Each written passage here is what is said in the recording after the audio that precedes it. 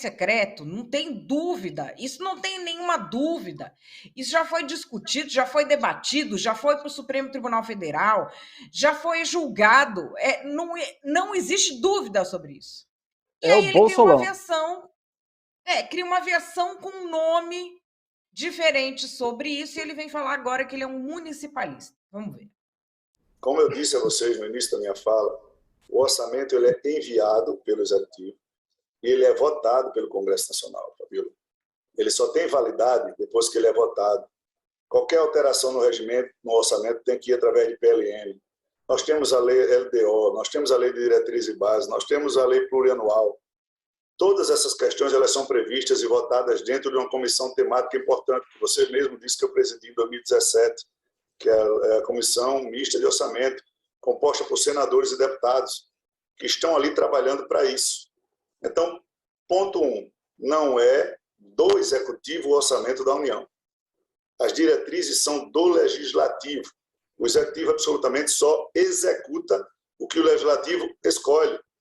As emendas de relator sempre existiram dentro do orçamento. E o que foi que começou essa discussão, eu vou dizer, a rastreabilidade, Fabíola. Nós, nem vocês, nem ninguém sabia o que o relator fazia dentro do orçamento, até que nós criamos essa rubrica e criamos a rastreabilidade. Depois, uma divisão partidária desses recursos. Por isso, esses recursos vão para os municípios. Por isso, eu chamo de municipalista e não de secreto. Isso é uma metáfora danosa que se criou e não irá se perpetuar.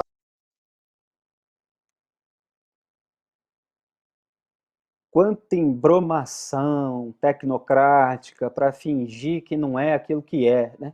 O orçamento secreto, inclusive, é um termo técnico até demais. Quer dizer, muita gente não tem o mesmo impacto de um escândalo como o Mensalão, como o Petrolão, por isso que é traduzido muitas vezes nas redes sociais como Bolsolão. Então, é um nome técnico porque ele descreve exatamente aquilo que é um orçamento secreto.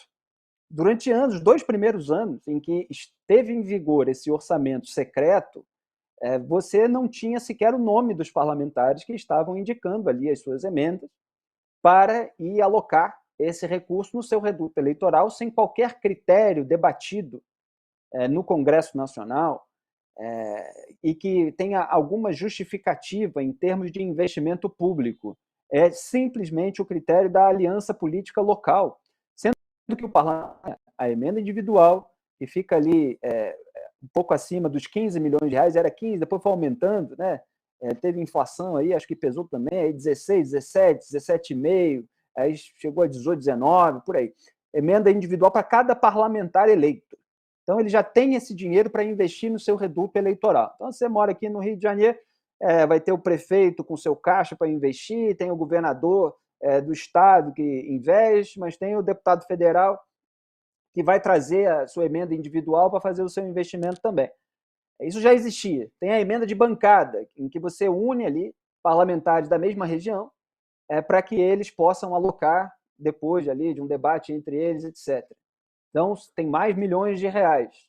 E aí eles inventaram um terceiro tipo de emenda para uso do parlamentar que não existia, que é essa emenda de relator, feito às escuras, em um mecanismo obscuro que foi desvendado pela equipe de reportagens do Estadão, que tem o mérito jornalístico de ter descoberto isso. Alguns jornalistas estavam até ironizando nas redes sociais, porque tem gente que fala assim, vocês não falam do orçamento secreto. Foi a imprensa que descobriu o orçamento secreto.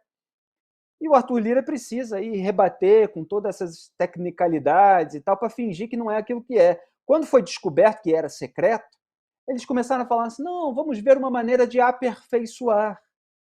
Que é exatamente a velha prática, aquela a que eu sempre remeto, que foi a do Sérgio Cabral aqui. Quando começaram a descobrir a sujeira dele, ele falou assim, não, vamos fazer o seguinte, vamos estabelecer um código de conduta daqui para frente. Entende? Então, assim, é o esquema do se colar, colou. Eles fazem ali no escurinho, eles fazem sem ninguém entender muito bem o que está acontecendo, eles botam uma rubrica lá dentro do orçamento, imagina aí um orçamento trilionário, cheio de rubricas, uma planilha imensa, tudo isso, que ninguém vai lá para escrutar, só repórter que está numa equipe especial para desvendar segredos do poder, e tem lá RP9, não sei o que e tal, isso tudo é desvendado, vem à tona, E aí eles começam com esse papo, não, certamente há maneiras de aperfeiçoar, não, que bom que vocês colocaram essa questão, nós vamos avaliar, etc. Aí vão enrolando e continuam a pegar dinheiro, 50 milhões aqui, 100 milhões ali, 150 milhões, aí manda para a prefeitura do pai, do irmão, do tio, do primo, do sobrinho, e aí a prefeitura passa esse dinheiro para uma empresa que vai fazer uma obra dentro daquele município, aquela empresa é do aliado, é do amigo, é do tio, do pai, do sobrinho. E onde que está indo parar esse dinheiro? Deve ter uma parte que está sendo investida para fazer ali a maquiagem. E o resto? Ninguém sabe direito, porque o órgão de fiscalização e controle não está atuando, está instrumentalizado politicamente, o país é um território continental, existe uma dificuldade da própria imprensa de ir ali na ponta da linha para fiscalizar.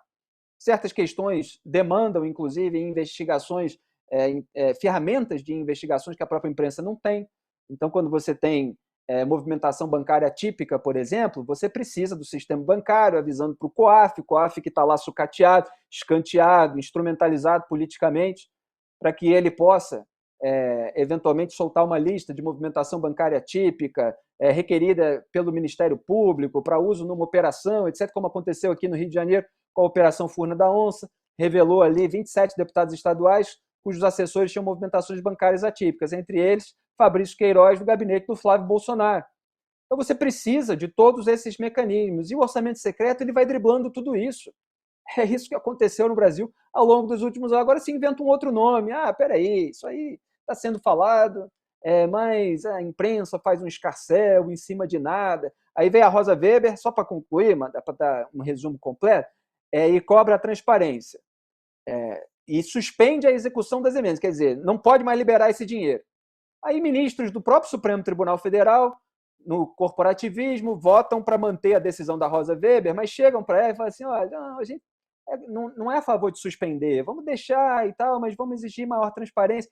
Aí ela acata, mantém a liminar dela, mas aí passa um tempinho, ela libera a execução das emendas, portanto pode pegar o dinheiro, mas me tragam os nomes dos parlamentares, quais são os valores, etc.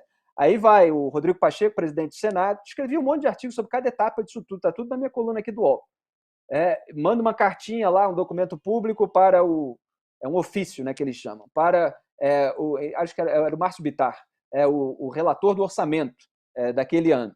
Olha, a ministra está pedindo e tal, embora a gente não tenha obrigação de revelar isso, que é uma coisa assim de uma sonsice extraordinária. O parlamentar eleito não tem obrigação de ser transparente com o dinheiro público, o dinheiro dos pagadores de impostos. É você, espectador, que está trabalhando, você está aí com o sócio, o Estado como seu sócio, né, sem que forneça, evidentemente, serviços públicos de qualidade para você, mas ele pega uma parte daquilo que você poderia receber, supostamente para investir para o bem da sociedade, né, mas não é isso que eles fazem. Então, eles botam isso lá no orçamento secreto, e o Rodrigo Pacheco pede, portanto, olha, tente reunir aí os dados sobre o que aconteceu nos últimos anos e tal, se puder. Se você conseguir, ver com os parlamentares se eles têm ainda, entendeu? Então, assim, o Congresso Nacional, com todo respeito às quitandas, é pior, né, do que o caixa de quitanda. Não tem registro de caixa. Qualquer quitanda tem. Falo aqui com todo respeito.